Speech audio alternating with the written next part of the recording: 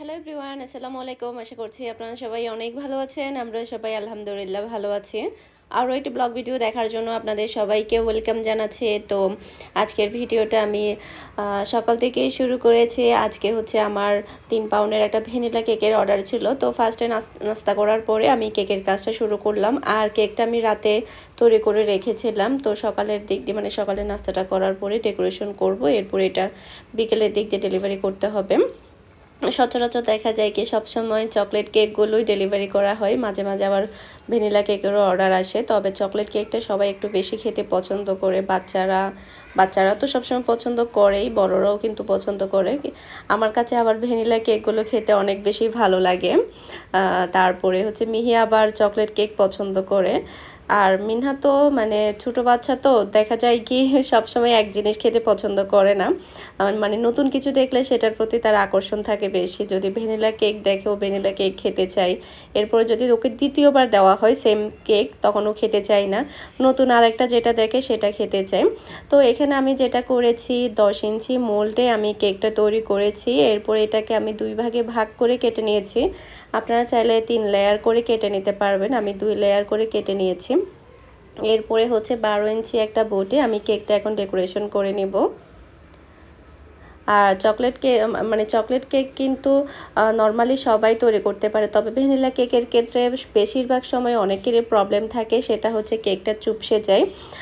First আমার vanilla কেকের recipe already চ্যানেলে আছে, আপনারা চাইলে সেই রেসিপি ফলো করে তৈরি করতে পারেন, যাদের কিনা ফুলার পরে একেবারে চুপসে যায় তাদের জন্য। এরপরে হচ্ছে ভ্যানিলা কেকটা আসলে একটু বেশি সেন্সিটিভ হয়ে থাকে। যেমন ধরুন আমরা চকলেট কেকের ক্ষেত্রে মানে 2টা কেকের ব্যাটার একসাথে ধরে তৈরি করতে পারি। মানে একটা কেক বেক করার পরে আরেকটা কেক বেক করলাম, মানে প্রায় 1 ঘন্টা প্লাস যদি কেকের ব্যাটারটা যদি বাহিরে থাকে সেক্ষেত্রে কোনো প্রবলেমই হয় না। তবে ভ্যানিলা কেক কিংবা অরেঞ্জ কেকের ক্ষেত্রে কিন্তু এই জিনিসটা করা যায় না। অনেক সময় দেখা যায় কি কেকটা আমি ওভেনে দিলাম, কারেন্টটা চলে গেল, মানে মাঝখান দিয়ে দেখা গেল কি 30 মিনিট কারেন্ট আসেনি, তখন দেখা যায় পুরো কেকটাই নষ্ট হয়ে যায়, ব্যাটারটাই নষ্ট হয়ে যায়। এই কেক কিন্তু কখনো আর হয় না। আবার অনেক সময় দেখা যায় কি ব্যাটারটা তৈরি করলাম, কারেন্টটা চলে গেল, তো প্রায় মাঝখান দিয়ে মানে ম্যাক্সিমাম আধা ঘন্টা প্লাস আমি ব্যাটারটা এমনিতেই রেখে দিয়েছি, সেক্ষেত্রেও কিন্তু ব্যাটারটা নষ্ট হয়ে যায়। ভ্যানিলা কেকের ক্ষেত্রে আর অরেঞ্জ কেকের ক্ষেত্রে এই জিনিসটা অনেক বেশি কাজ করে। ব্যাটারটা টোটালি রেখে দেওয়া যায় না, মানে সাথে সাথে তৈরি করে সাথে সাথে বেক করতে হয়। এর মাঝখানে যদি কারেন্ট চলে যায় ওভেনে, তাহলে সেক্ষেত্রেও কেকটা সমস্যা হয়ে যায়। আর চকলেট কেকের ক্ষেত্রে আলহামদুলিল্লাহ মানে ম্যাক্সিমাম 1 ঘন্টা প্লাসও যদি ব্যাটার রয়ে যায়, চকলেট কেকের ক্ষেত্রে এই জিনিসটা হয় না। তো দুইটাই কিন্তু 2 ধরনের এই আর কি। তো এখানে হচ্ছে পুরো কেকটাকে আমি ফার্স্টে ক্রিম দিয়ে কভার করে নিচ্ছি। এরপরে হচ্ছে ভাইয়া হচ্ছে আপুর বার্থডে উপলক্ষে কেকটা অর্ডার করেছে, উনি ডিজাইন দিয়েছিল জাস্ট হচ্ছে ফ্লাওয়ারগুলো যাতে রেড কালার দেয় সেটা বলেছিল, ওনার ওয়াইফের জন্য অর্ডার করেছে। তো এখানে হচ্ছে উনি যে ডিজাইনটা দিয়েছিল ওটা ছিল গ্রিন কালারের মধ্যে, হোয়াইট কালারের গানাশের মধ্যে গ্রিন কালার ছিল। তো ভাইয়াকে বললাম যে মানে রেড কালার যদি ফ্লাওয়ার দিই তাহলে গানাশটা ম্যাচ হবে না, গ্রিন কালারের গানাশটা রেড কালারের ফ্লাওয়ার কিন্তু অত বেশি ভালো লাগবে না, মানানসই হবে না। তো ভাই বললো যে আপনার যেভাবে মন চাই সেভাবে আপনি করে দিয়েন, জাস্ট হচ্ছে ফ্লাওয়ারগুলো যাতে রেড কালার থাকে। তো যেহেতু ফ্লাওয়ারগুলো রেড থাকবে সেই কারণে আমি হোয়াইট কালারের গানাশটা রেখেছি আর রেড কালারের ফ্লাওয়ার দিয়েছি, আর বাকি সব সেম টু সেমই ছিল যেরকমটা ডিজাইন ছিল। আর এই ডিজাইনটা কিন্তু আমার এমনিতে আমার অনেকগুলো কেকেই করা ছিল, তো আলহামদুলিল্লাহ ভালো হয়েছে। আপনাকে এটা পাঠাইছে? হ্যাঁ এটা পাঠাইছে 1100 টাকা দিয়ে। 1100 টাকা দিয়ে এটা পাঠাই, টাকাগুলো নিয়ে এটা জিনিসটা ধরা দিচ্ছে। ধরা দিচ্ছে যে এটা ভালো করে কথা বলে দরকার, নাহলে আমার মতো আরো হাজার মানুষকে ঠকাই গেলাম। তা আপনারা দেখে অর্ডার করবেন না? দেখি আমার মেয়ের মোবাইলে আছে, তোর বাবা দেখি ভালোটা অর্ডার করছে, 1100 টাকা জমা, এটা তো 300 টাকা জমা। ও মেয়ে ভার্সিটিতে পড়ে, এটা তো অনেকের সাথে করতেছে, আমার সাথে ফেসবুকে অ্যাড করা ছিল, আমারই মানে এটা আচ্ছা যা করছে এটা যে কারো যে দান করবে জামাটা দান করার মতো তো না, এটা সিরে। তো এটা কিভাবে হয়? এটা কোন পেজ, নাম কি, পেজের নাম কি দেখি, ওদের মেমো দেখি। এর কোনো ইয়েই নাই এরকম।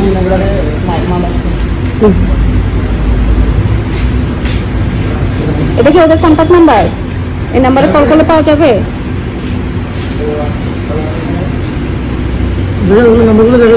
কি অবস্থা, হাজার মানুষই তো খাচ্ছে বসুন্ধরাতে। তো এগুলো দেখে শুনে অর্ডার করতে হবে। দেখে শুনে পরিচিত যারা যারা আপনাকে জানে চিনে দিয়ে দেয়, ওরা ভালো দেয়। আমার মেয়ে 4টা অর্ডার করছে, এখনো 4টা ছিল দিতেছি, এই 2 নম্বর গেট। সেটা মানে ওরা বাসায় এসে দেখে দেয়, ওরা বলে টাকা পরে দিয়ে না, খুলি দেখেন আপনি, খুলি দেখেন, ওটা ঠিক আছে। কিন্তু এইভাবে যে এসি করে মনে হয় যে এসি করে মানে কাটি গেল দেরি সব মাল। হ্যাঁ 05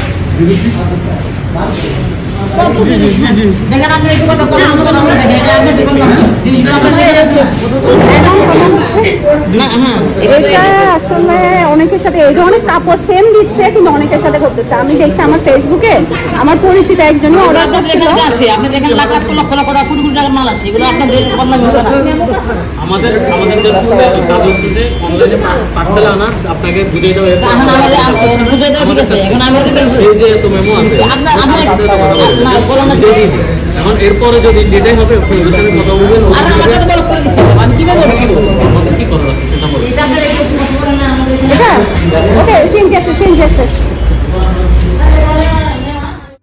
তো আমি হচ্ছে কুরিয়ার অফিসে এসেছিলাম আমার পার্সেলের জন্য, আমার হচ্ছে মাল এসেছে, মালগুলো নেওয়ার জন্য। তো এখন হচ্ছে আমি বাসায় চলে যাচ্ছি। তো বাইরে থেকে আসলাম, বাইরে থেকে আসার পরে হচ্ছে গোসল করলাম, নামাজ পড়লাম। তো এখন হচ্ছে ভাত খাবো। তো আজকে যে ঘটনাটা দেখেছি, এর আগে সবসময় আসলে বিভিন্ন পেজে বা অন্য কোথাও দেখেছি সেম ড্রেস দিয়ে কিন্তু সবসময় প্রতারণাগুলো করা হয়, যার কারণে আসলে ভিডিও করা। একদম হলুদ কালারের একটা ড্রেস থাকে, একদম মানে আমার পরিচিত আমাদের ইউটিউবারেরই, ইউটিউবে কাজ করে আপুর চ্যানেল আছে। তো উনি হচ্ছে একটা প্রায় 5-6 হাজার টাকার একটা ড্রেস অর্ডার করেছিল, আমার মনে আছে। তো অর্ডার করার পরে তো ওনাকে এরকম একটা ড্রেস দিয়েছিল, মানে 250-300 টাকার একটা ড্রেস দিয়েছিল। তো কন্ডিশনে তারপরে হচ্ছে ইয়াতে এসে পরিবহনে এরকম আর কি। তো আমার কাছে মনে হয় কি, মানে এই ধরনের যখন প্রতারণাগুলো হয়, কন্ডিশনে কিন্তু হাজার হাজার মানুষের এরকম হয়, 2-1 আর কি, হাতে গোনা কয়েকজন, সবাই তো আর এরকম না। তো আমার কাছে মনে হয় কি এসে পরিবহনের একটা ইমপ্রুভ করা, সেটা হচ্ছে যখন কাস্টমার যখন ফেক পাবে যে 1000 টাকার জামা, 2000 টাকার জামা, 5000 টাকার জামা যখন 200 টাকার পাবে, তখন কি করতে হবে, ওই ইয়াটা রিসিভ না করে যারা টাকাটা নিতে আসবে তাদেরকে সাথে সাথে ওদের ড্রেস আর হচ্ছে ওদের রিসিপ্টটা দিয়ে দেওয়া উচিত। টাকাটা ওরা পেয়ে যাচ্ছে বিধে বারবার প্রতারণাগুলো করতে পারছে, টাকাটা যদি না পেত তাহলে করতে পারতো না, এই আর কি। তো যে আন্টি তো অনেক বেশি বলছিল যে ওনাদেরকে যে আপনারাও সাথে আছেন বা এটা সেটা। তো এখানে পরিবহনেরও কিছু দায়ভার আছে আমার কাছে মনে হয়। এই তো সবাই কিন্তু এক না, হয়তো বা দেখা যায় 10 জনের মধ্যে একটা মাত্র পেজ থাকে যেটা কিনা এরকম ইয়া করে। আমি আরেকবার দেখেছিলাম, আসলে ভাইয়াটার চেহারা আমি এখনো ভুলতে পারি না, বহদ্দারহাটে এখানে। তো উনি হচ্ছে মোবাইল অর্ডার করেছে, 20,000 টাকার মোবাইল, উনি 10,000 টাকা অ্যাডভান্স করেছে। ওনাকে রিসিট পাঠানো হয়েছে, রিসিটটা ছিল সম্পূর্ণ ফেক, সুন্দরবনের রিসিট ফেক ছিল, একদম মানে কপি ছিল, পুরাটা রিসিট কপি ছিল। কি কি কপি হতে পারে আসলে মানুষ চিন্তাও করতে পারবে না। সুন্দরবনের পুরা যে একটা রিসিট থাকে, ওই রিসিটটাই ছিল কপি। তো ওনাকে হচ্ছে রিসিটটা পাঠানোর পরে উনি ওটা দেখার পর 10,000 টাকা উনি অ্যাডভান্স করে, এরপর মোবাইলটা হাতে পাওয়ার পরে আরো 10,000 টাকা দিবেন, মানে শুধুমাত্র রিসিটটা মোবাইলে দেখে উনি 10,000 টাকা পাঠাই দেয়। এরপরে যখন রিসিটের ছবিটা নিয়ে যখন উনি বহদ্দারহাটে আসে, আমি তখন কুরিয়ার করতে গিয়েছিলাম, তখন বহদ্দারহাটের লোকেরা বলে যে এটা আমাদের রিসিট না, এটা ফেক রিসিট, এটা কপি রিসিট, এটা দেখলেই বোঝা যায়, আমরা তো কাজ করে, আমরা তো দেখলেই বুঝি। ওটা শোনার পরে মানে ভাইয়াটার চেহারার দিকে তাকানো যাচ্ছিল না, মানে মনে হয় যে উনি এখনই কান্না করে দিবেন। ওনাকে এরপর উনি ওখানে কন্ট্যাক্ট করে দেখে ওনাকে ব্লক করে দিয়েছে। আজকেও দেখলাম যে আন্টি বলছে আমাকে তো ব্লক করে দিয়েছে, আমার কল তো যাচ্ছে না বা আমার মেসেজ তো যাচ্ছে না।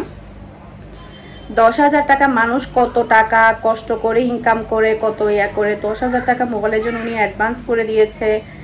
আর ফেক রিসিট যখন উনি পায়, ওনার চেহারার দিকে তাকানো যাচ্ছিল না আসলে, মানে মনে হচ্ছিল যে উনি এখনই কান্না করে দিবেন। উনি সাথে সাথে ওখান থেকে চলে যায় রিসিট ইয়াটা নিয়ে।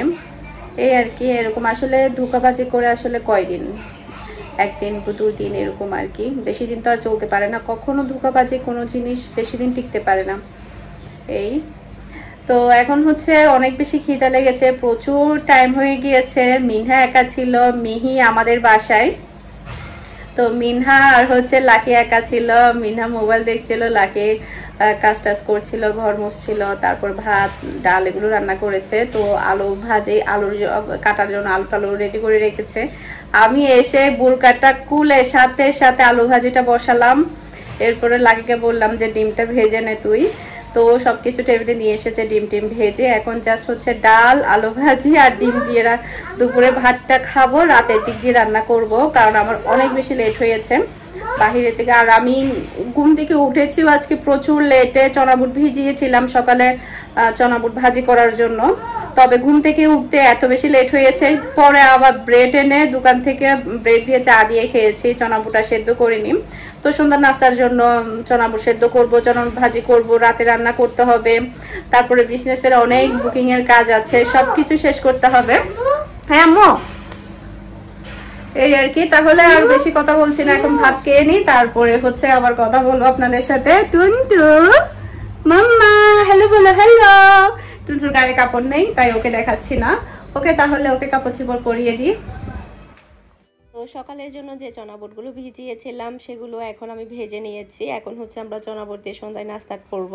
তো প্রায় 1 মাস হয়ে গিয়েছে চনাবুট খাওয়া হয় না, রমজানেই খাওয়া হয়েছিল, এরপরে কিন্তু আর খাওয়া হয়নি। তো রমজানের পরে থেকে আজকে জাস্ট ভাজলাম। এমনিতে অনেকগুলো চনাবুট রয়ে গিয়েছে, সেগুলো হয়তো বা না খেলে নষ্টই হয়ে যাবে। তো এরপরে হচ্ছে মেরিন এসেছে আমাদের বাসা থেকে আসার সময়, আচার নিয়ে এসেছে, তারপর অনেকগুলো রাজশাহীর আমও পাঠিয়েছে, আমরা অলরেডি খেয়েছি, বাকিগুলো ফ্রিজে রেখে দিয়েছি। ভাইয়ার ফ্রেন্ড মানে এনেছিল, তো ওখান থেকে ভাইয়া কিনে নিয়েছে, মানে উনি সেলের জন্য এনেছে, মানে ওরকম না, হয়তো বা বেশি এনেছে, হয়তো বা ওখান থেকে কিছু সেল করে দিয়েছে, ভাইয়া ওখান থেকে নিয়েছে, আমার জন্যও পাঠিয়েছে। রাজশাহীর আমগুলো কিন্তু অনেক মজার ছিল, অনেক ভালো লেগেছে। যে দেখতে পাচ্ছেন ছিলকাগুলো আমরা সবাই বসে খেয়েছি। তো আচারগুলো মেরিন তৈরি করেছে, এখনও টেস্ট করে দেখিনি, দেখবো। আজকের মতো বিদায় নিচ্ছি, আসসালামু আলাইকুম, আল্লাহ হাফেজ।